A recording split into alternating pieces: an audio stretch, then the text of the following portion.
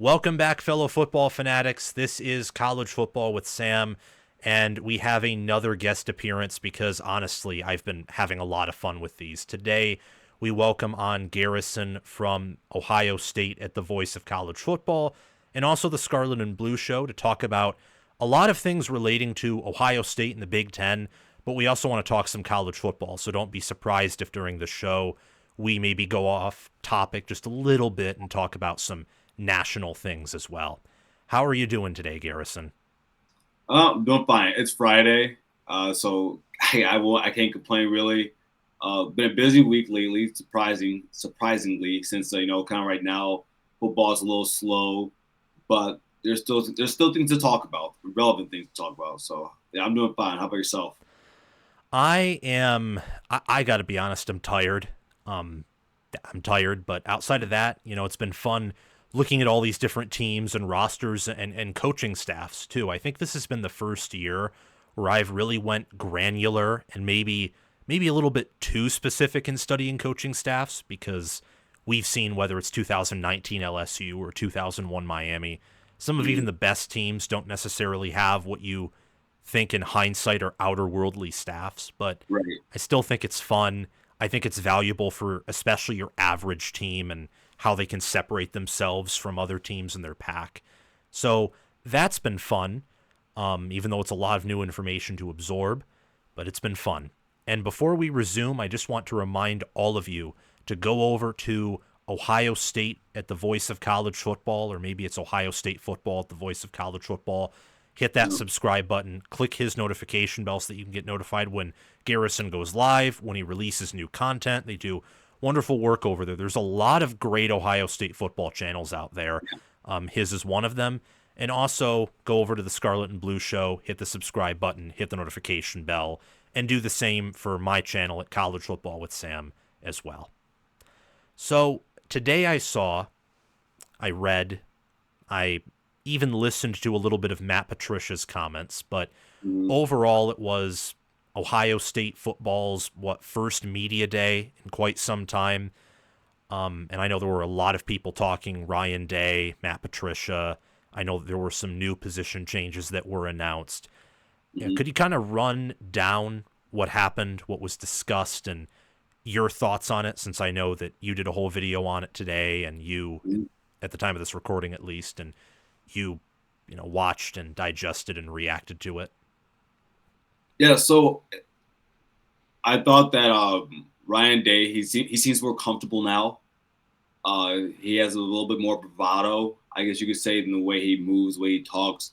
Um, Now, in terms of just what he brought up today, it mostly had to do with new coaching hires, what's going to be done in the spring, and honestly, that was about it.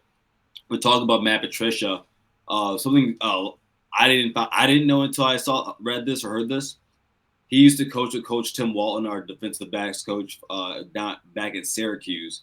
So there you have some familiarity, and also because Matt Patricia, most of his career has been spent working with the front seven in the defensive line, whereas Tim Walton, he has the back end, he has Matt Guerrieri still. So that works out well. Something I brought up a few weeks ago to my co-host Ryan Stanos. I said, does Matt Patricia's appearance mean anything to you? And he to him it didn't really, but I thought about it, and he sounds a little bit different. He looks different.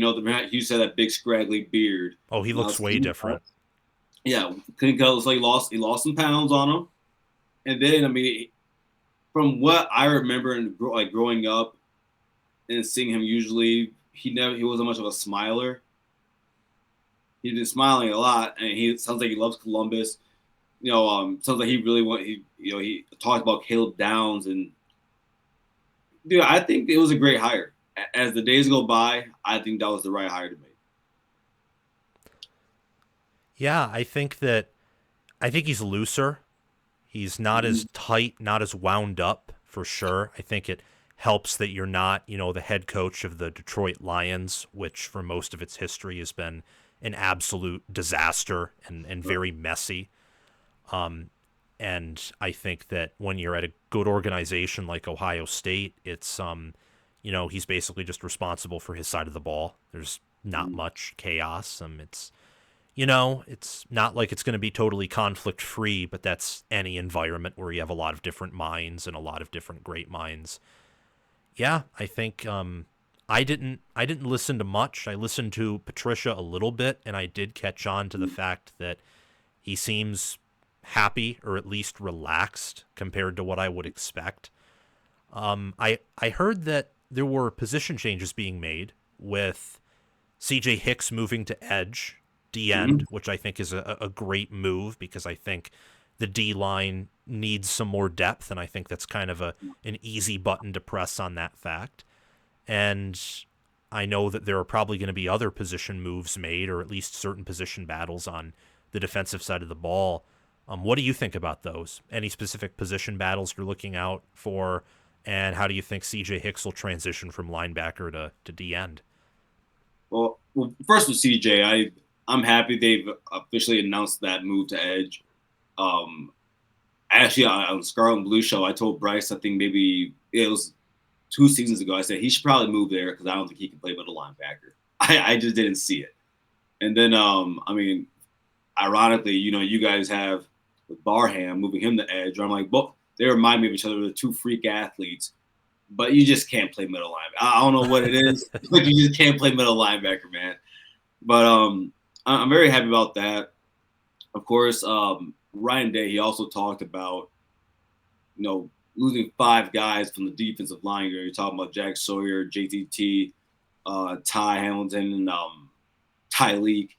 And then you talk about Hero Kanu, who was going to play this year. He was going to be an integral part of the defense. So they didn't expect him to transfer, did they? They must not have. I don't think they did. Okay. I don't think they did.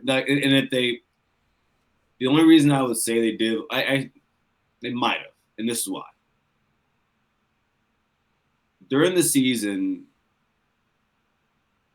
McDonald was the third guy was the first guy off the bench at defensive tackle. So with that being known, and Edric Houston ends up playing as a true freshman ahead of you two, and I think most of us think Caden McDonald and Edric Houston are going to be the 2 defensive tackles this season. That's what I think. So that would be the only reason why. But even so, the depth there is not that great, and Ryan Day brought that up. The guys that we have are very talented. Guys like Caden Curry, guys like Kenyatta Jackson Jr., they're going to be fine. It's what's behind them, So, that's going to be a challenge, something to work out. Same thing at linebacker. Same thing. I would say the same thing about the whole defense. The whole defense is really young, but it's very talented.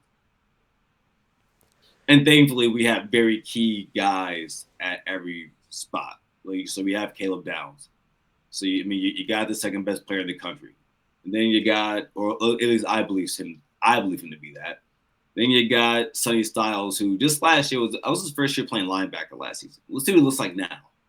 Exactly. And then at defensive line, Caden Curry is a senior. So there's guys that have been there. So exactly, it's not you're not losing everyone. You're not like Washington after 2023. Like Michigan lost a lot after 2023, but Washington had literally no familiar face outside of maybe 2 players coming back. Shout out to Jed Fish. I forgot about that. I wasn't able to ask a Michigan fan this, and I haven't been able to. All things being equal, knowing what you know now, would you have been okay with Michigan waiting to get Jed Fish? Huh. That's a difficult question. Where you couldn't wait because you're in the playoffs. But, if you knew you could have one or the other, who would you take? I have no clue if I would take Jed Fish or Sharon Moore. I don't. I think that it might be too early. Yeah, I think it's too early. I think obviously that Jed Fish is more experienced, but I think that if you want to continue what Harbaugh did but modernize it, Moore's probably the perfect guy for that. I don't know enough about Jed Fish to answer that properly. I hope to know more by the end of this season, which I think should be a pretty not a big year for Washington because they're in only year 2 of what should be a long rebuild, but still it's another year where they're in the Big Ten and under his coaching. But yeah, I mean, Ohio State loses a ton. I mean, they lose more than Michigan did from 2023 defensively, but they should be more balanced in the sense that Michigan returned like the nation's best D-line, but they had pretty serious issues at linebacker and pretty serious issues with secondary, especially when Will Johnson was hurt. And even before he got hurt, he was not playing nearly as well as he did the prior 2 years. So I think that Ohio State's, I think their defense for sure is in a good position. What do you expect it to be in 2025? Because positional-wise, it's going to be good. I mean, I don't think it won't be like what it was in 2020 or 2021, where like it took pretty big steps back. I think man, players were too good. I'd be very disappointed. Yeah, I'd be very disappointed. But you can reasonably expect a drop off. I mean, you have a little bit of a scheme change. You have a lot of like players leaving, and I by the end of the year believed Jim Knowles to be the best DC. So I think there's like just enough downgrades across the board to where there is going to be some type of drop off. How do you expect that to look though? Because with what the offense brings back, that may not matter. It could. But it also, might just be another great defense that just paired with a great offense is too much for everyone. No, I think that there's going to be a drop off. Anytime you're number one, chances are you're going to have some type of drop off. Now the question is how big is it going to be? And whether it be the coach, like Ryan Day always talks about the coaching, the players, or the scheme. It's got it's got to be one of the three that depending on how big it is. I think it's gonna look close. We're gonna look kind of like you guys on defense last year. I think for like the entirety of the season. I'm hoping that we look a little bit better, a little bit faster, and hope we avoid injuries to guys like to Will Johnson. Same for Caleb Downs. I would hope we avoid things like that. But yeah, I think that I think with our schedule, the same thing I thought for Michigan this past season. There's better offenses. I do expect Wisconsin to be better on offense this season. I expect you guys to be better on offense this season. Oregon's going to be Oregon. Penn State's going to have Drew Rattler, and those are the best running back tandem in college football. If we're top 25, I'll be happy. I can take that in the first season with how young the group is. But yeah, it's not going to be like last year. Especially when I think we're going to be more consistent getting sacks though. I do believe JCT and Jack Swinney to be more of like guys who scheme up to get sacks last year. I think Kenyatta, Jackson Jr., and Caden Curry are more athletic. But in terms of run stoppage, I mean, you're talking about 270-pound defensive ends. Yeah. That's what Caden Curry and Jackson Jr. are. So yeah, it's going to be a struggle. Week 1, I mean, that's a way to figure it out. So. You have Texas right out of the gate, like immediately. Now the good news for them is you host them. It's week 1 for them as well, and they lose. I mean, Ohio State, Texas, Oregon, Ole Miss is in this boat too, even though they didn't make the playoffs. All those teams are below 50% in returning production, and it's not like they're losing a bunch of mid-level guys. They're losing. Oh yeah, they're losing a lot of studs. Ohio State actually, out of all of them, Ohio State and Texas are like the only teams that return, unless you want to count maybe Uiagalelei as a stud for Oregon, but I wouldn't go quite that far yet. No, I'm there. Okay, then we can classify that. Yeah, but if he does it again this year, I'll fully be there. Yeah, let's say 2 years in a row. Yeah, like Ohio State returns, Caleb Downs, returned Jeremiah Smith, arguably the 2 best players in the country, and then Texas brings back the number 1 linebacker, potential, not the number 1 safety, but like a top 5, top 10 safety. And yeah, I think that it's going to be an interesting game. Want to give a little bit of a preview for that game, or is it too early? I get if it's too early because spring practice can change a lot. It's football. there's a few things I think Ohio State has over Texas. Texas did lose what 3-4 different offensive linemen on the best, what I thought to be throughout the season the best offensive line of the year. Yeah, they lost 4. I thought alone what they did against you guys, I was like, oh wow. You won't like go through Mason Graham's tape. You will not see one game of him looking average except for that one. That's the only game you're gonna find. And so, but they lost all that while Ohio State, though, none of these guys have started before on the defensive line. I think they're very talented, and just like a spring game, one of the reasons why I've never been big on spring games as a whole is because the defense is always going to have to drop on the offense, and it's week 1 for these teams. Like go back to the first Georgia championship for Kirby Smart. That first week 1 against Clemson, they won the game 6-3. It was 6-0. It was 10-3, and it was a pick 6 that. Yeah, 10-3. Like it was like, and that week I remember saying, "Oh, Georgia, they can't win a national championship." I'm like, Ohio State's got this in the bag. I was being stupid. Like you can't really tell much from it, but week 1 I think we'll have the advantage there. They lost their secondary, most of their secondary. Lost goal, and I just think, and I think at the end of the day, man, think back into 2023. Most of the offense was Marvin Harrison or nothing. Yeah, we don't have to be that this year. That was because Emeka was hurt. We don't have to be that this year. We have one of the best tight ends in the Big Ten, let alone the country. Yeah. I'm trying right now. I'm trying really hard, Sam, not to walk off the ledge yet. I'm being really happy. I'm really happy. I'm still a little drunk off the championship, and so I'm walking to the next season, thinking every way we can win a national championship, we go 2 in a row. I don't think it's going to happen, but that's kind of where I'm at. Like I think it's possible, especially with.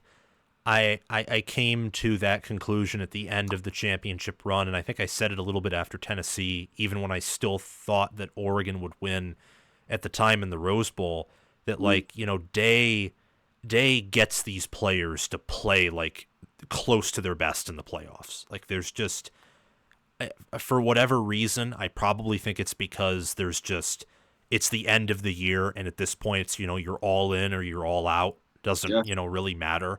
That helps, and he just cuts it loose and does what he wants on offense, and then it's just kind of like, how high can the team go? And the only people that beat Ohio State in the postseason or in those games where he does call good games are the teams that are better than them. Like, that's it, and that's rare because how talented and well coached Ohio State is. But at the same time, it's like I look at Ohio State's schedule and I look at their big games and I see that, part of me thinks that, in a different world, or even in a world of 5 years ago, Ohio State goes 10-2 and you beat Michigan, but they, lose to Texas, and they maybe even lose to Penn State. They beat 31-0 in the playoffs. Yeah. Yeah, exactly. But now, what's interesting is, it's confusing. I feel like Ohio State this year, they could go 16-0. Don't think that'll happen, but they could. They could also suffer like their first 3-loss season in like over a decade. Like I just think with how I sent out a tweet in response to some guy who was like being crazy about like, oh, Ohio State's going 8-4, or like, that's insane. 8-4 is tough to see. 9-3 is not like, all right. Like if you told me Ryan Day let's say we lose to Texas, right? And then let's just say there's one Big Ten weekend, man, and you go to Madison, Wisconsin this year, and you take the L. Oh my God! You take the L. Wow. Like let's just say it happens. Could. And then you still got to play Penn State. You still got to play at Minnesota, who I think is going to be really good next season. You still got to you play Illinois. You play Michigan. Yes. So, I mean, 9-3, I can see it happening. It's just hard. As a Buckeye fan, though, I've been watching football since 2000, 1999. I've only seen it twice. Yeah. So it's hard to even think about it happening. But there is a world. 8-4, I don't think so. 9-3, it's out there. There's a world where that happens. Yeah. Well, I responded to that tweet by basically saying, if there is a year where Ohio State's going to go 8-4, it might be this year, but you'd still be insane to predict it. If you end up being right, kudos to you. But there's too much talent. And there's also been games where even if Ohio State looks sluggish and they don't look good, they find a way to win in the fourth quarter. This isn't a team, whether it was Day or even if it was Urban, and I think especially this was the case with Tressel based off of what I've researched, and whether it's the box scores or watching some of his games, like before I was even a college football fan, just watching the old tape. Ohio State is a team that for several times in the 21st century, because of good coaching, has found ways to win when they're in the mud for 3 quarters or for 50 minutes, and then they come out on top. Like, I think Rutgers in 2023 was a game like that, where Rutgers, if they make some different decisions, they maybe could have played it tighter or pulled off the upset, but they didn't, because Ohio State executed better and outcoached them. And then I think the same thing with Penn State last year and the year before that. And we can make the James Franklin jokes and say, well, every year since James Franklin's been at Penn State, that's how it's operated outside of 2016. But I haven't released my Big Ten predictions yet officially, but I have a hard time. It's like with Ohio State, it's like, yeah, they're just gonna they're gonna find a way back to the playoffs, and then they're gonna be dangerous because they're in the playoffs and they have. Yeah. I think already a top 10, top 15 QB. They have the number 1 wide receiver group, a top 10, top 5, maybe even number 1 tight end group, depending on how the players behind Claire pan out. It depends. Yeah. And then, running back, James Peoples is talented. I think you'll see a drop-off, but then again, running back is like the least important position on offense. Like if the line gets better, but running back is worse, the run game might actually be better than it was last year at different points. And then the defense we've already talked about. Defense should be talented. It just depends on I think it depends more on how they mesh with the scheme and maybe how depth is in the front rather than if the talent is there or not. Well, earlier today, Ryan did talk about depth on the O-line also. It's really young. It's I think second string on down, we're talking sophomores and freshmen. And none of them have started, let alone, 2 of them played. But that's because that's Sarah Bell. He's an upperclassman, right? But I do believe, like, on the offensive side this season, I think the offensive line is gonna be better. My guy, Cleve Mike, he said he coined this, not coined it, but he says this all the time, how they're gonna be more athletic. We bring back the interior from the playoff, which I would argue was the best the offensive line looked all season. Of course, knowing that we had the actual group that we had all season, which I don't think before this season, Sam, anyone would have thought that Josh Simmons was going to be a first-round pick and that McLaughlin was going to win the Remington Award. I don't think that was in the cards for anybody this season. No, I didn't think that. I think PFF was actually pretty high on Simmons in the NFL, but I don't think people saw McLaughlin coming, especially. Like, that was it shouldn't have been a surprise in hindsight because he was good at Bama until Jalen Milroe came around, and then Day told us it was Jalen Milroe. So that should have been a no-duh, but oh well. But no, I just, I see that, so I look at what the offensive line went through last season. And then I saw what those 3 in the interior look like. Montgomery, who I've been very high on because he was a recruit. Tegra, and then in the middle is Hensman, who was actually the starting center all 2023. Yeah. So we bring back them, then you bring back Phillip Daniels, or bring in Phillip Daniels, you bring in Anianwa out of the portal. Dude, I think the offensive line is gonna be really good, and offensively, it starts with Jeremiah Smith, right? How you can't talk offense without him. Of course, I think he's going to put up Devontae. If Julian Sand is the quarterback and he's everything that we both think he's going to be, I think he's going to put Devontae Smith numbers this season. But then you're also talking about Cardinal Tate on the team. You're also talking about Brandon Ennis, who flashed last season. Actually, last spring, Ryan Day, he talked about Brandon Ennis all the time because he said whenever he's on the field, he pops. Then you got guys like Mylan Graham who are going to play a lot this season. He was a freshman last season, but highly touted guy, 5-star wide receiver. Running back, Donaldson Jr., bigger back, 6'2", 240. We'll see I think he's going to look good. Everyone, I posted just like between Ohio State and Michigan, who I think has the upper hand in the running back room. And I think I put push at running back. And some of the Michigan fans didn't like that. And I told them, I said, this is the way I see it for C.J. Donaldson. What he has at offensive line this season is going to be much better than whatever he had at West Virginia.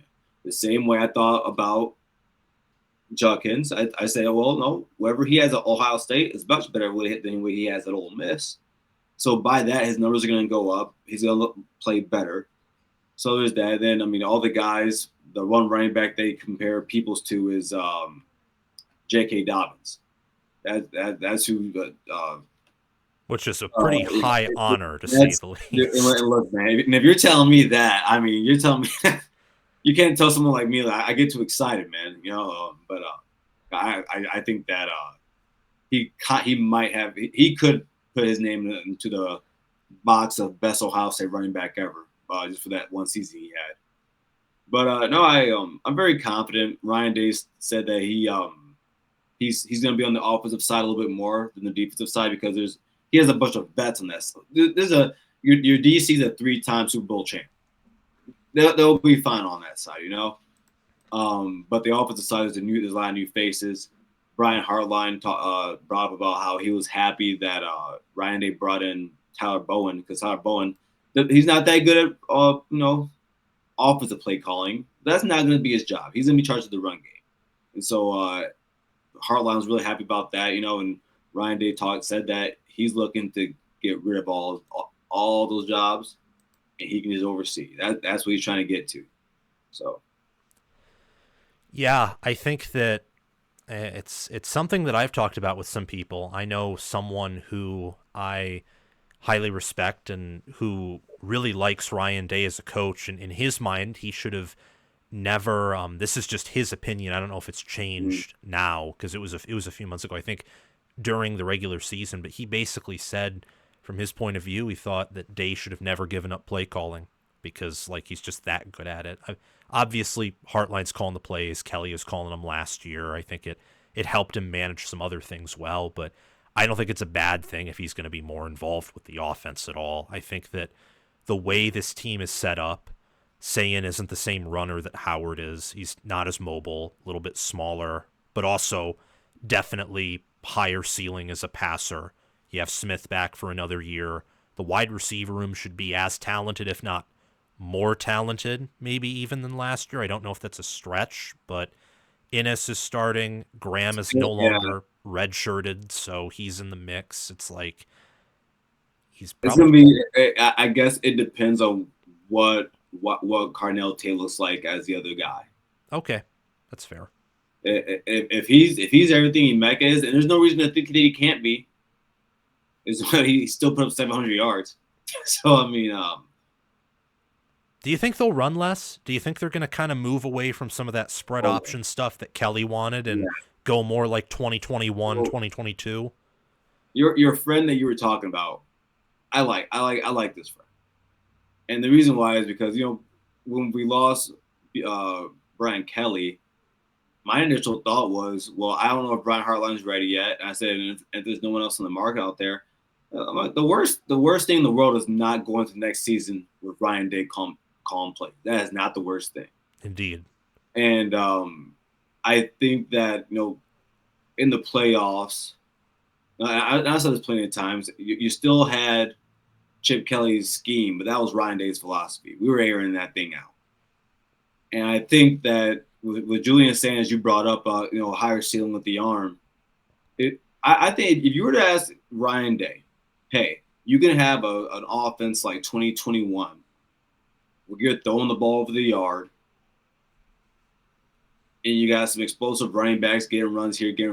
But you got three guys you can just throw the ball to whenever you want, and no one's stopping you.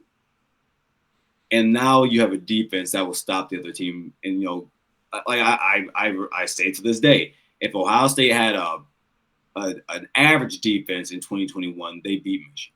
I truly believe that. And so it's just, I think Ryan Day is gonna go back to that. Now Sam, your offensive coordinator is your wide receivers coach, who just happens to have the best player in the nation on his team. And then you have the litany of all the rest of this talent. Like, a lot of people forget Brandon Ennis. The year before Jeremiah came out, it is well known in South Florida that Brandon Ennis is one of the best football players ever come out of South Florida. It's well known now. So I think that a lot of people are gonna be shocked. He's gonna be a household name. And then also Mylan Graham, he's the real deal. There's a lot of guys on this team that they can throw the ball to, and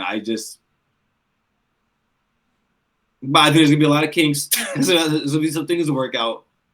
I think Texas defense is still gonna be really good at the beginning of the season. So, there's gonna be some things to work out, but I'll tell you, it's good to be a Buckeye fan. Like, I don't have to. I think this team will be fine. They'll be fine. Yeah, even by high Buckeye standards, I think it'll be rather fine. I think you're in agreement with me that the three toughest games on the schedule are Texas, Penn State, at Michigan. Right? Without a doubt. Which of those? I'm gonna disagree with you on one of them. Really? At Illinois is tougher than Penn State. Interesting. You think that's because the mental? You think that's because the mental edge over Penn State, or is it how good Illinois is going to be? I think Illinois is going to be really. I have Illinois in the playoffs this upcoming season. So, interesting. I have them going 10-2, finishing fourth in the conference. That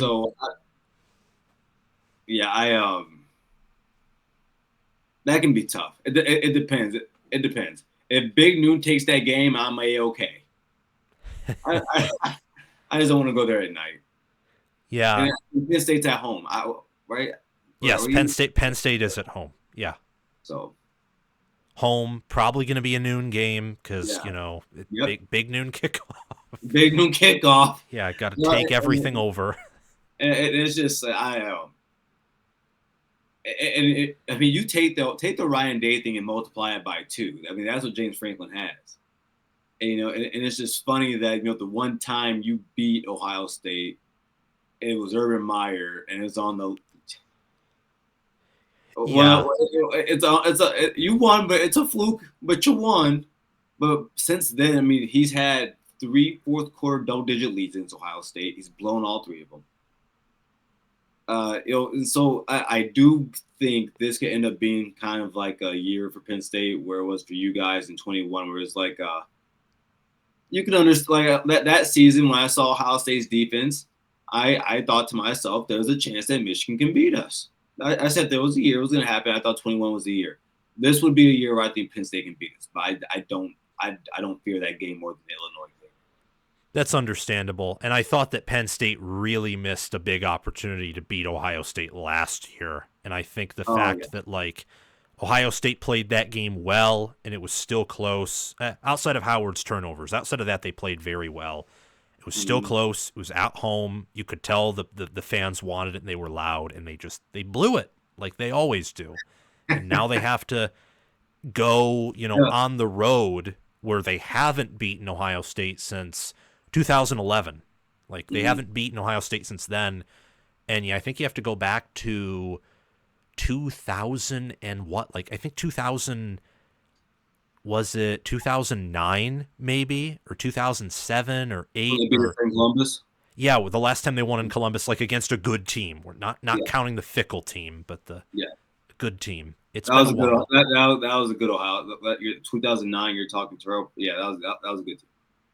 Yeah, like Penn State, hypothetically, like taking rivalry or mental edge things aside, it'd probably be that for which I'd view Ohio State's toughest game because I look at Penn State's roster and it's like they have the best OC in my mind. They have the best DC. They have a wonderful assistant staff. That hurts my heart. It really hurts my heart. Yeah, that was a move I didn't see coming from miles away, and then when it happened, I'm like, I'll give you 3.4 reasons why. And when Ohio State's offering you 2.65, yeah, I understand 3.4. I do. Yeah, exactly. And I'll be honest with you. I think what a lot of it has to do with is the fact that over the last 10 years, I would argue Penn State probably has had the second best talent in the Big Ten. Or maybe, maybe I would say it's between you guys, Penn State, and maybe Michigan State for a few years because they did have some really talented years. If you look at recruiting rankings, Penn State's had the edge over Michigan for the past half decade. Like it's a slight edge. Yeah, and so, but there's over the last few years though, there's been one spot where they just can't make up with Ohio State as wide receiver, and it makes no sense to me. They've had really good quarterbacks. They've had the running backs. Last year they had one of the best, a top 5 offensive line. Yeah, should have the nation's best this year, I think. Yeah, defense is never a worry for you. Defense will never be a worry for you. Linebacker, edge rusher, that will never be a thing for you. You will be fine. And now you got the 2 best coordinators in the conference. One's the best defensive coordinator in the country. But when it comes down to do you have the options on the outside? And they never have it. Yeah, never have it, and it baffles my mind. I don't get it. I told a Penn State fan last year. I said I think your wide receiver room is worse than Michigan's. That's bad. That's horrible. Oh my gosh, that's bad. I'm like, at least with Michigan's, I can see where they got something going. I don't see it for Penn State, and so I'm really interested in seeing what they have this year. All their wide receivers left. Harrison Wallace did. I think that was the only one they were sad to see go was Wallace because Wallace was actually good, but he left for Ole Miss where I think Austin Simmons is going to be good. So I got that move. Yeah. Evans left for Washington. They had a backup leave. They bring back Liam Clifford, but that's like, do you really care that you bring back Liam Clifford? I would say no. They bring in Devontae Ross, who I really like. He's small, but he's fast. And then they got Kyron Hudson from USC. So I think they'll be better at wide receiver. They'll be better. But I think it really depends on Aller because Aller has been bad in big games. And I think that if he truly plays like a top 5 QB all season long with what they have at receiver and tight end, they'll be just fine in any game they play in. They probably won't be lighting the world on fire through the air. But back to what I was saying about like Penn State versus Ohio State, you take out the mental edge and you take out that rivalry because it is a rivalry. It's not the most intense one like Michigan Ohio State, but it's intense. It's a game that matters. It matters. Yeah, I think part of the reason it's a little bit low right now is Penn State hasn't won it since 2016. But I think if they were to win, you'd see it like it'd flare up immediately, be like a grease fire. Oh, it would. Yeah.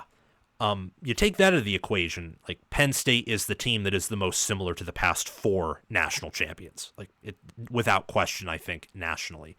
But what you put it perfectly, what Ryan Day has with Michigan, where I don't know what it is, but there's something there. Franklin has that with Ohio State, and it's been going on for much longer. Yeah. So at that point, you begin to wonder like how much that affects things, and it's also on the road, which maybe you could overthink it and say that could help Penn State because they're not there to disappoint their fans, but that's like psychoanalysis that I'm not equipped for, and I just think Ohio State's still going to be good, and that matters too in a game like that. Yeah, and you're not catching Ohio State early in the season. No, by that you're catching them mid-season when they're probably found their identity and getting into football. Yeah. You want to, and they have a bye before that. They have a bye before that game. Yes. Yeah. So you want to catch Ohio State early where they're still young and they're getting things together, or maybe because they're not quite there depth-wise, you could maybe say, like, typically when they usually play Michigan, maybe the injuries have piled up at some positions and then you want to play them. But Penn State kind of gets them like middle of the year where they're starting to peak and the injuries probably haven't piled up. And like you said, they get a bye. Penn State does too, but Day will probably utilize that bye better than Franklin. So, I think that week you're talking about that's Ryan Day versus Jim Knowles.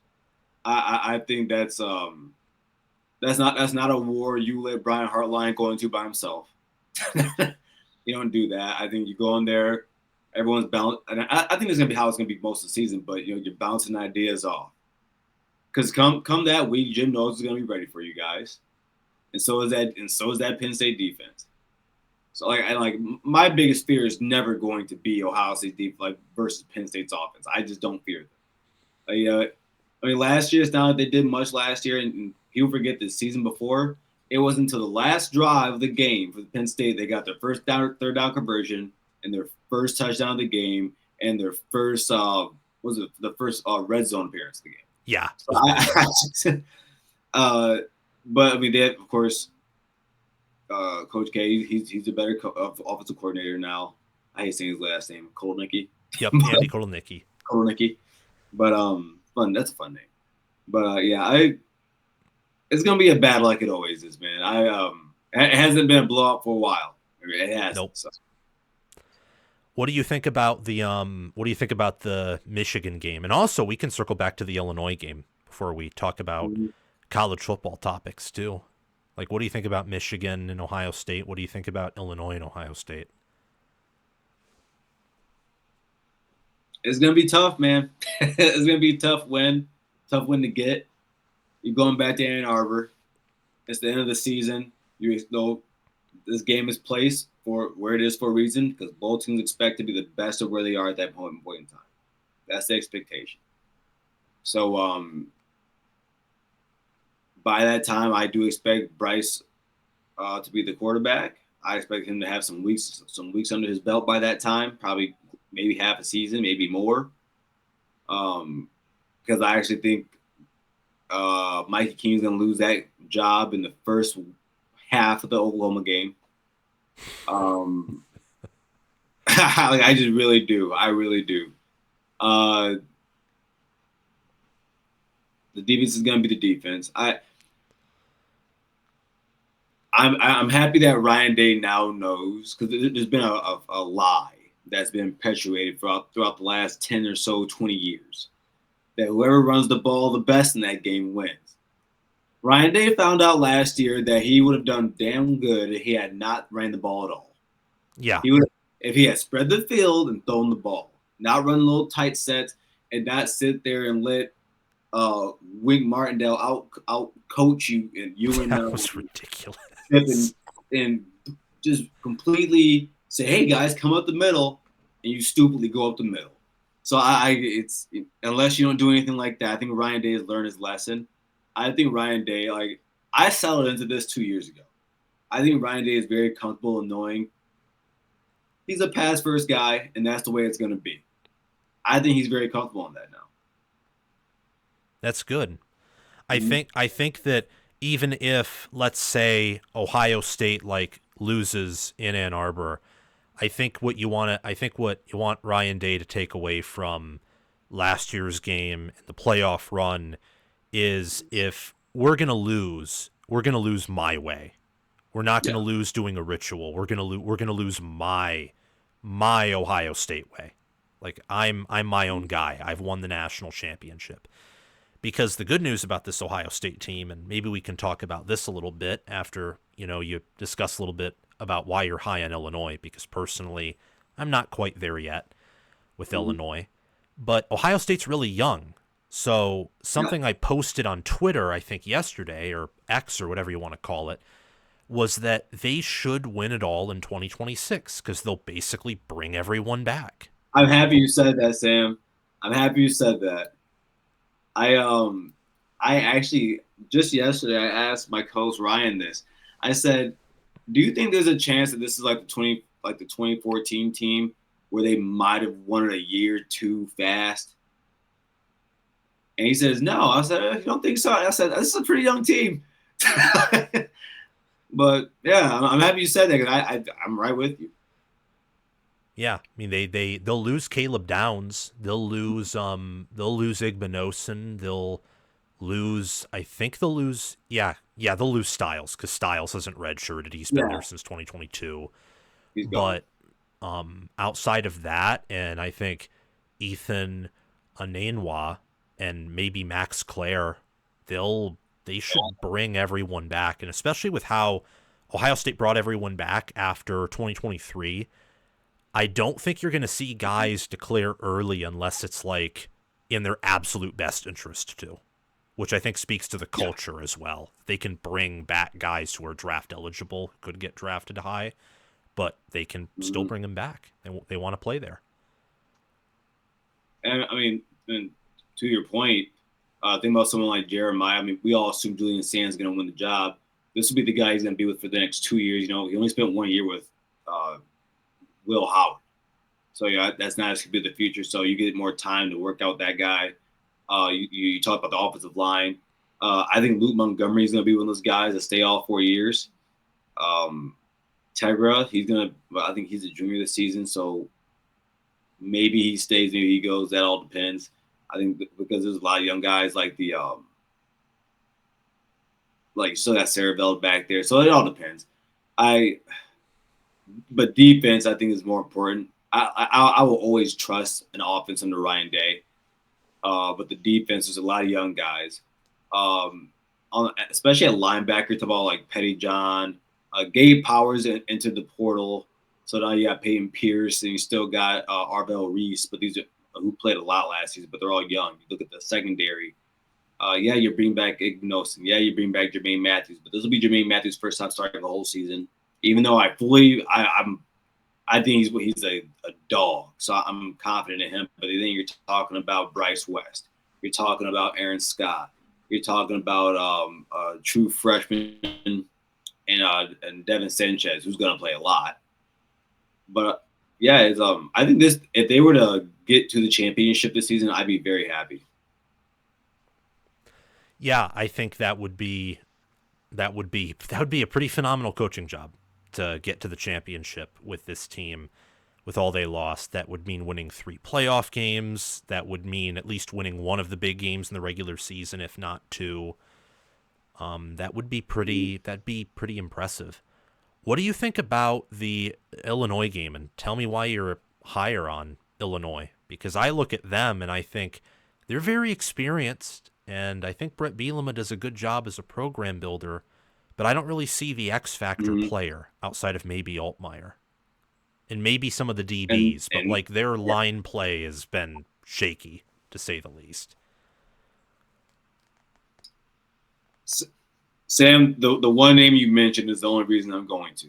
Okay, I think Luke Altmaier is a gamer. He reminds me of Trace McSorley. Oh, not at like, and I'm just talking about the style of player, of course. But Trace McSorley, a Braxton Miller, guys that they're gamers. Now there was an old Illinois gamer some years back. I'm not sure if you were watching football back then. Have you ever heard the name of Juice Williams? Oh yeah, I've watched that 2007 Ohio State Illinois game a few times. Yeah, it's a hard game. I haven't watched that game in years. I just refuse to. But it was a good watch. I can see something like that happening. I could see it early in the season on the road where your young defense and your DC are still trying to work out some of the kinks. And you listen, Brett Bielema gets a lot of crap.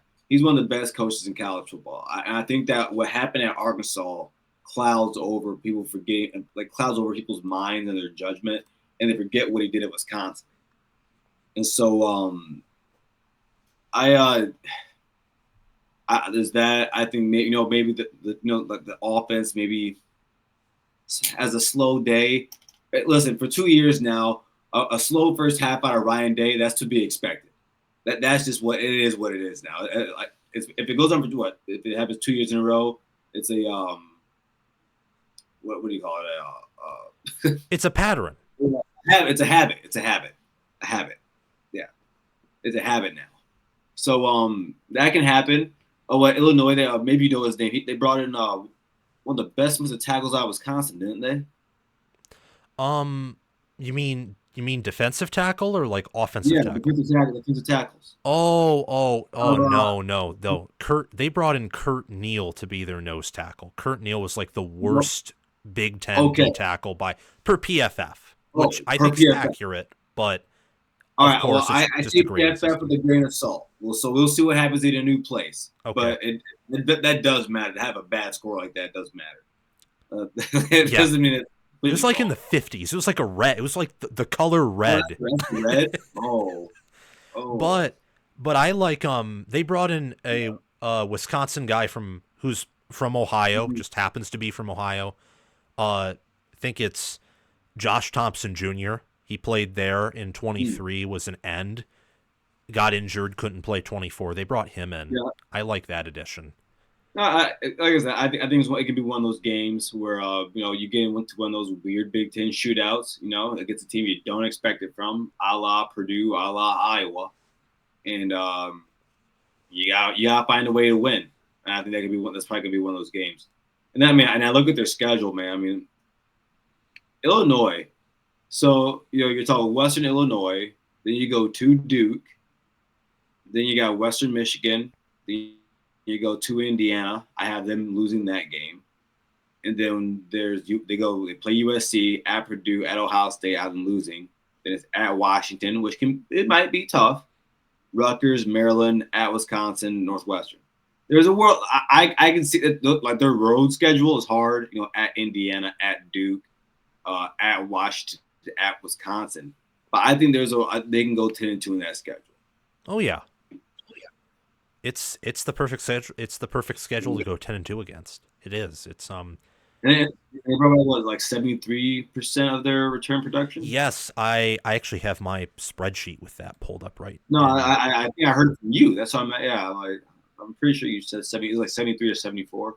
It's 76%. But that's like a percentage point or what is like barely worth anything. Like to be in the 70s alone means you're. I saw something from Bill Connolly when he wrote that returning production article just a week ago. Over the past several years, 70% of teams who return 70% or more of their production improve in an S&P plus way. And often that will translate to record, especially with a team like Illinois, where how do I put it? Their schedule it hasn't radically changed. Like last year they had to go to Oregon and to Penn State. This year they have to go to Indiana and they have to host Ohio State. That's probably the biggest equivalence from 2024 to 2025 games. I think they're an old team. I think that they have a togetherness about them that's impressive. I don't think they have the best safety room in the Big Ten or even college football, but they do have the deepest. Their nickel and their two safeties are really good. Miles Scott, Xavier Scott, and then I think the other guy is Matthew Bailey. They're pretty impressive. And look, I think they could beat Ohio State. It's just I think that when you have the type of defense they run and their O-line has been a bit shaky, Altmaier got sacked 30 times. I just think there's a chance that his legs and his elusiveness saved them from getting sacked 40 or 50 times. That was a pretty poorly graded O-line. But I do think that'll be a tough game. And then to follow that up with a road trip to Madison, back-to-back road games. That's hard. Yes, it is. It's a Big Ten road game. Ohio State didn't have exactly one of those because they played Oregon and Penn State on the road, and those were good, so a close win there isn't viewed as a struggle.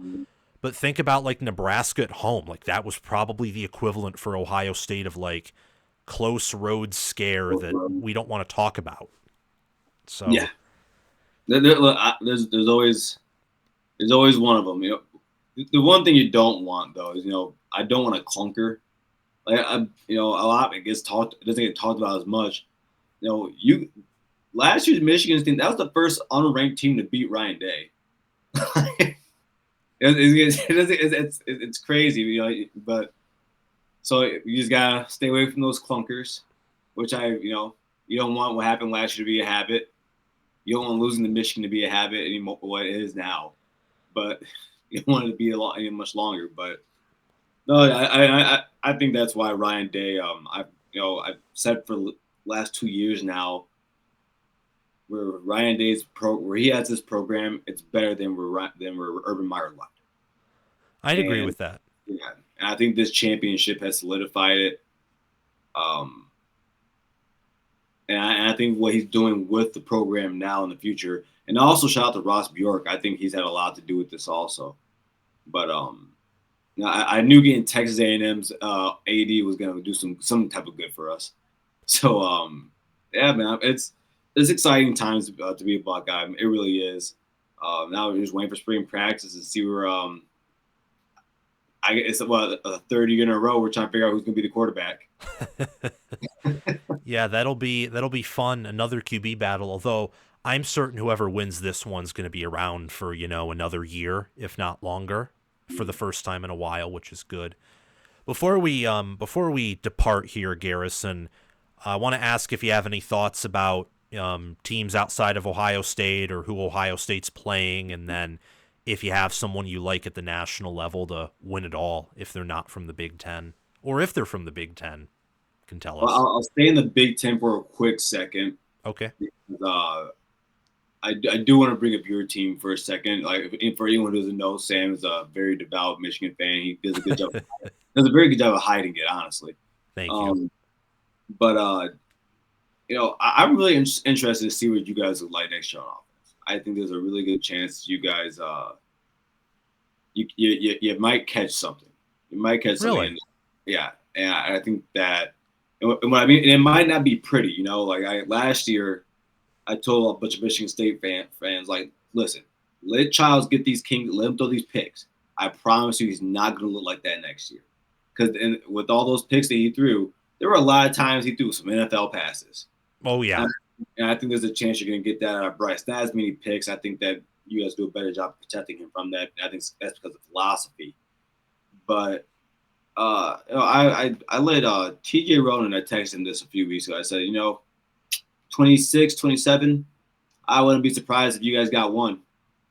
Wouldn't be surprised if you got one championship out of it. If Bryce becomes what he's supposed to be, if everything around him works out. Because if you look at this class, there's some skilled player talent there. The last class, I would say, had the second best offensive line recruiting behind Georgia that season. In your 23 class, yeah, it was like we guys got like 6 or 7 offensive linemen. We got a good O-line class. Yeah, it was, and 2 of them I saw this like Sprague. Andrew Sprague is a dog. He's gonna be a really good football player. But yeah, man, we'll see what happens this year. But yeah, I think you guys you might catch some fire. Outside the Big Ten, Clemson. We talked about it quickly before this, and I've done some bad talk on not Curry, but on Dabo Sweet for the last few years. But I still believe him to be a great coach. And I thought all year, Cade Klubnik wasn't the guy to go out and just like throw you out of some trouble, And I thought then the playoff, we all might have saw something that might, that every breakout game doesn't mean you win. CJ Stroud's breakout game was the game against Georgia. That was his breakout game, and Cade Klubnik had his, I think, in the playoffs, and I think that coming to next year is not like there's any lack of talent in Clemson. There isn't. I think they're going to challenge for the national championship next season. Like I think they'll be a top 7 team next year, top 7, 10 team at the worst. What are your thoughts on Clemson? Oh, my thoughts on Clemson are, I think my only concern with them at this point is like staff related. That's kind of it. Like, do they have the best or one of the best game management systems, or if that makes sense, like in the country, like can they game plan at the level that Georgia and Ohio State can, or like how can were the run defense issues last year the cause of West Goodwin, or were they a symptom of like some issues with personnel? Because that will impact what Tom Allen can do. I like him in the ACC, though. I mean, I will say that Miami is a team that originally I liked it in the ACC. I still like him, but I just think that Clemson's better at quarterback. They're better at wide receiver, and Clemson's like they're deep everywhere on defense as well. And on top of that, their wide receivers, that's probably the best wide receiver room outside of Ohio State right there. Mm-hmm. What do you think about North Carolina? At first I was like, okay, well they went and got Bill, okay, and then there was some talks and rumblings about some people might be interested in Bill. Shot them down. I was like, oh, okay. And before that, I mean, North Carolina said they would offer $20 million towards NIL, and I got to thinking. I looked at the schedule, pretty weak. Maybe it might work out. I think there's a chance that it works out in North Carolina for Bill Belichick. What do you think? I think that the weak schedule will do a lot for him because I don't see what they have on the offensive side of the ball. But defensively, they should be good. And a weak schedule is really, really helpful. They'll probably win some close games. They'll probably be well coached. I mean, we'll just have to see how it works out. It's a curious, fascinating tale for sure for a team in North Carolina that's had talent for a while but has always misused it, to put it kindly. I would have never thought 2 years ago that Bill Belichick would be coaching in college, let alone North Carolina. I also didn't know Matt Patricia would be our OC. So yeah, I would have. That's pretty crazy. I mean, a lot has changed in football over the past 5 years. I mean, I tweeted out the other day, it was an Ohio State fan sharing a meme. It was the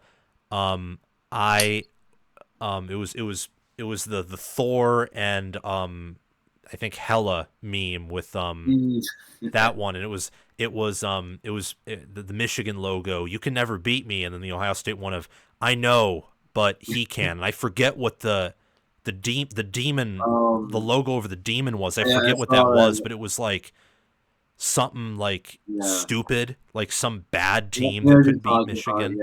And I'm like, imagine showing that to like an Ohio State fan 5 years ago. It wouldn't have made any sense. It was I mean, I remember back in 2018, they said on the broadcast, if not now, then when. And that's when I got the feeling they would never, like, at least while Urban Meyer's here, they're never beating us. Yeah. and then of course we got the ground shaking news, and we got Ryan Day coming in. And then when I saw 56 points, I thought, oh man, they're really never beating us. It's just crazy how it's changed. Yeah. It's changed. It's not that the program is still elite. The team is still elite. Everything about the program is still elite except the important facet. And it's different times. Like now, I am one to take shots. It does feel good losing, but still being good. I don't got to deal with a Brady Hoke type of year. Oh no, yeah. I don't have to deal with any of that, so it feels good. My coach's problem isn't getting a national championship. His problem is beating you guys, which is still a big problem. Yeah. The way I view it is just all the bad Urban Meyer losses were traded into losses to Michigan. It's probably I constantly have this conversation with people. Even some Ohio State fans that think we were better. I'm like, just because you have more talent doesn't mean you're the better team. No. And I'm like, some of those Michigan teams that Urban Meyer playing, as I do, if like the 20. let's say if the 2016 team or the 2017 team had to play the 2022 team, they'd probably lose. They'd probably lose that. You know, it's the 2023 team blows those teams out. Like, it wouldn't be 49-0, but it'd be like it'd be 31-7, 31-0 if they play 2017. They game control them to death. And like a lot, you know, the Big Ten as a whole was weak. You know, Michigan State for the beginning of that was pretty good, but they were really good. And you had Wisconsin had some years, but overall the Big Ten was weak. And you had the Ohio. But listen, Sam, the best way when I try to have these conversations with my Buckeye brethren, I tell them all the time. Tell me how long Urban Meyer coached for. Tell me how many Big Ten championships he won, and then you'll realize what I'm saying. He's still underachieved to some extent. Yeah, I think his tenure at Florida was better than his tenure at Ohio State. Maybe that's an incorrect opinion of mine, but the 2012 year, if we weren't sanctioned, we take Bama's spot and we play Notre Dame, and we probably win that game. So that it might look different, but I mean, at the end of the day, your record's your record, and you know, we have the ability to look back on it with 2020 hindsight, but I think that we're entering the golden. I think I've lived through the golden age of Ohio State football, but I think we're about to enter a much different type of. Yeah, I think that Ohio State with the coach that they have and how they approach things is a team that is best set up for playoff success. I think the only other team that I would look at with similar regard would be Kirby Smart's Georgia, for the fact that they've just done it before, and that guy knows how to beat teams who are better than his team. Case in point, Texas 2 times this year, where they kicked the living crap out of Texas. Easy. That is not easy, and you did it with your backup quarterback. Like, that is not easy. Yeah, and then 2022. I know a friend of mine who, like, I know a friend of mine thinks that Ohio State team was truly the number 1 team, and I can get behind that. I know the defense was shaky, but the offense was really good. That game, for them to come back when Ohio State was beating them for 3 quarters, was impressive. And then 2021, when we got over the Bama hump, that was. I don't know why did you have to bring that up? Why did you have to bring that up, Sam? Oh, the Georgia one. It's just. I gotta bring that up, man. That's. I mean, hey, Michigan got destroyed by Georgia the prior year. I mean, it wasn't even a game. It's just you could tell after the first 2 Georgia drives, oh, this is a blowout. Right, Sam. I've always had this saying: I'd rather get blown out than lose at the end, because at least from the get go, I at least know I didn't have a chance. Where now I gotta think about what could I have done? What could I have done? Like, even gave. It's funny, when we lost to you guys and Oregon, I'm sitting there as a fan thinking to myself, man, what could I have done different for us to win that game? It's heartbreaking. I can't do those. Yeah. I mean, I felt that same way during the Michigan game, because it wasn't a guarantee Michigan was going to win. I'm like, okay, now, and when entering the game, I thought to myself, okay, if Michigan loses, I can't be mad. I just want them to compete. But then when they were competing, I'm like, okay, they have to win. Yeah. Otherwise, today is going to be terrible, because they got this far and they put themselves in a position to where they can and should win. Right. And if they don't, this is just bad. And that's what it was to that Georgia game. In that Georgia game, because that was before the Scarlet, like me and Bryce started the Scarlet and Blue show, and I'm on the phone with Bryce, and I told him, I just want them not to embarrass me on national television. That's all I wanted against Georgia. But by halftime, I'm like, oh, whoa, you gotta win this game. You gotta win. But no, Kirby Smart in Georgia, they're gonna be a facet no matter what. You know, that's the best coach in college football. I think I could make an argument for Ryan Day. I think I could, but until then, no, Kirby's the guy. I think it's the number one program still. Because at the end of the day, they were still in the playoffs. They were still in the playoff race. No, they're still there. So they're not like Bama and Michigan. Washington teams fall off. Bama, they were still maybe they didn't make it previous year, but they're still a constant. So them. Texas, of course. Notre Dame. I gotta see the quarterback situation. I gotta see it. I am hoping CJ Carr wins the game. And is it Andolini? Steve Angeli. Steve Angeli. That's Andolini. What? Oh, Andolini. That's the Godfather. No, he was impressive when he came in for that short stint. When he got in the game, I'm not sure about you, Sam. My first thought was, why has he been? Yeah, because he started dotting up Penn State's defense. I'm like, what am I watching right now? But Notre Dame, I think they're gonna have something to say this year. Tennessee, let's see it. I heard this one say they call it Nico. Instead of I'm a believer, I'm not a believer. That's where I am right now. I'm not a believer. So no, I gotta see him take another step. Nebraska, I mean, that's within the conference. I think if Raiola takes that next step, I think they're scary. But Nebraska. Oh, this is a fascinating question. So there are a few teams you can select to take the next step. This is basically like you have to place all your chips in one of them. You got Wisconsin, you got Nebraska, you have Michigan State, and you have USC. Which of those four? Oh, even include Minnesota.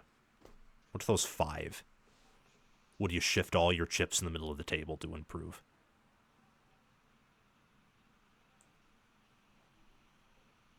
It's between USC and Michigan State for me. I'm trying to think.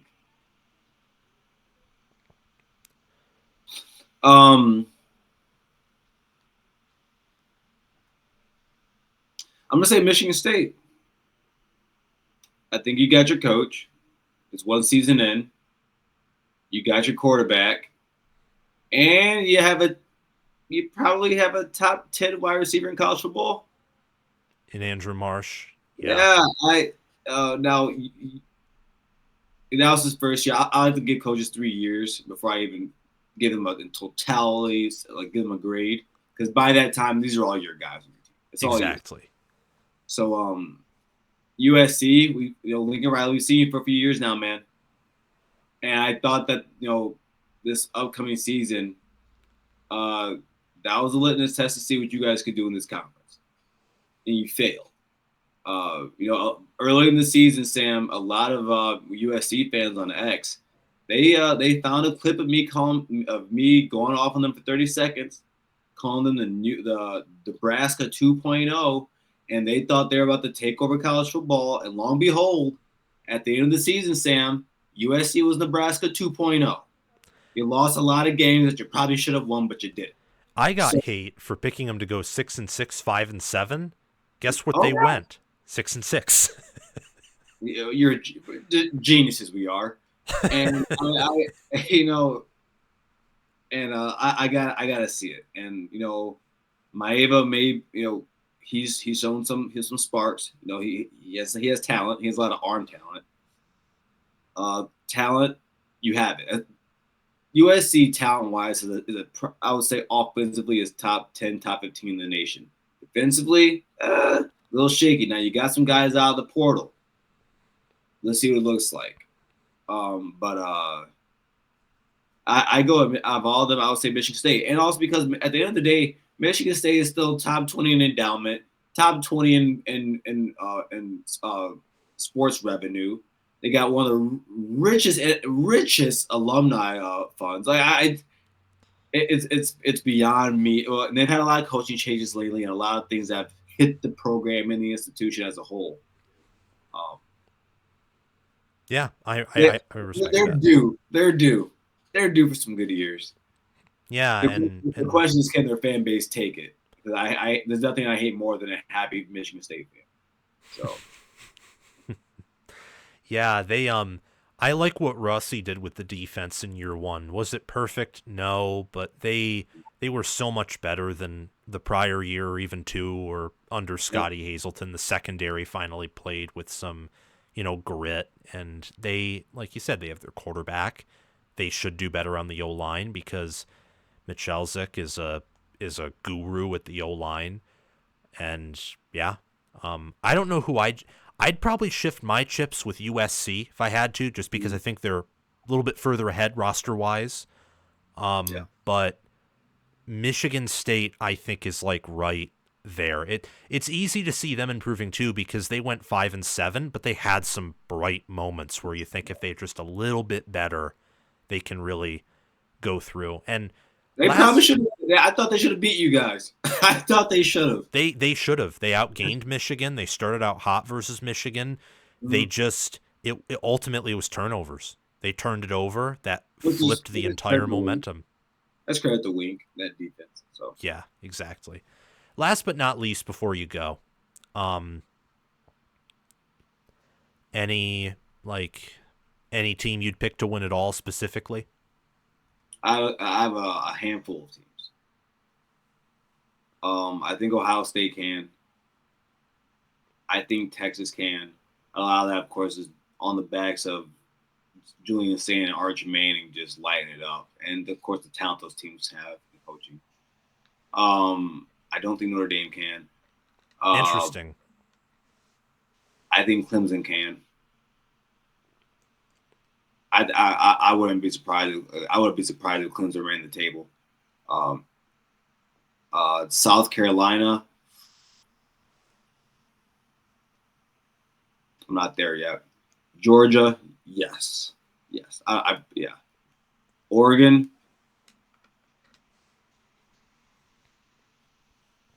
I gotta see the Penn State game first. Yeah.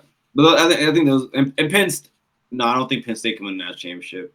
Just because of Franklin, or do you think there are other issues?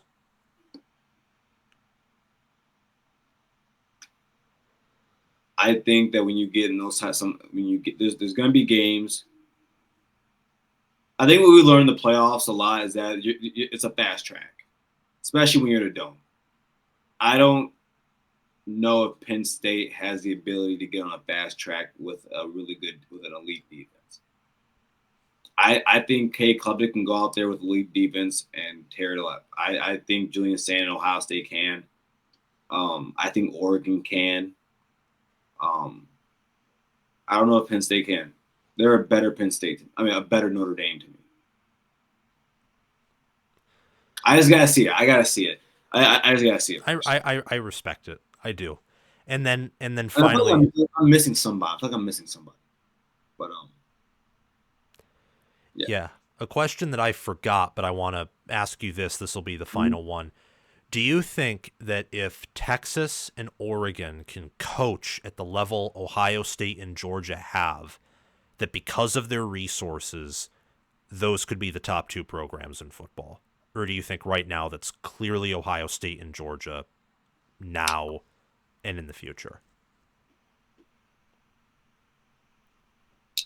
I think what's really hard, Georgia, you can do it. I think Georgia, you can move the other way. I think what's hard for Ohio State is the brand's too heavy. I would say the same thing for Michigan. I think the brand is too heavy. I think that you look at a place like the University of Michigan that it's the most popular school outside the United States. You got Ohio State where they make more money than everybody. They already make more money than you, sports wise. And Ohio State's the biggest university in the United States. It's the biggest fan base in college football by a mile. Biggest fan base too. There's a lot. But I think that you said Oregon and Texas, correct? Yeah. Can they be better than Georgia and Ohio State? Oregon can't do it. Texas can. Okay. Oregon can't do it. I think Texas A&M could do it before Oregon could. That's just. There's a lot of money now in Texas. Texas Tech they're dishing out money. So exactly. No, but I do think there's something to be said about some of those teams on the West Coast. I do think Oregon can get itself to where it's like a top 5. I think if Oregon wins a national championship, it will really help. I think if Texas wins a national championship, that's scary.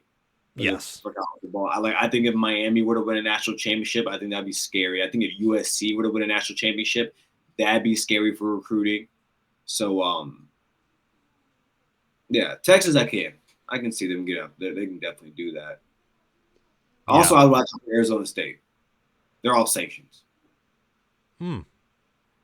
Yeah, they have a pretty large Yeah. alumni.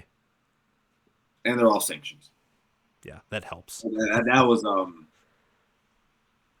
I like Dillingham. If Ryan Day were to ever leave and Hartline wasn't there, Sam, did I ever tell you about who I wanted over Ryan Day as a head coach at Ohio State? No, tell me. I wanted down at Iowa State. Matt Campbell. Matt Campbell. I wanted Matt Campbell over Ryan Day. Wow. Ohio guy. I was like, he knows the rivalry. Cool. Yeah. They didn't want Ryan Day at first. Well, I will tell you that Matt Campbell's a guy who I think gets hate in some circles, but it's Iowa State, and I feel like if he ever went to a different program than Iowa State, he probably would recruit better and do better because Iowa State has no resources. I mean, it's historically one of the worst programs in football, and you're number 2 in your own state. I mean, yeah, to Iowa, who's not a blue blood.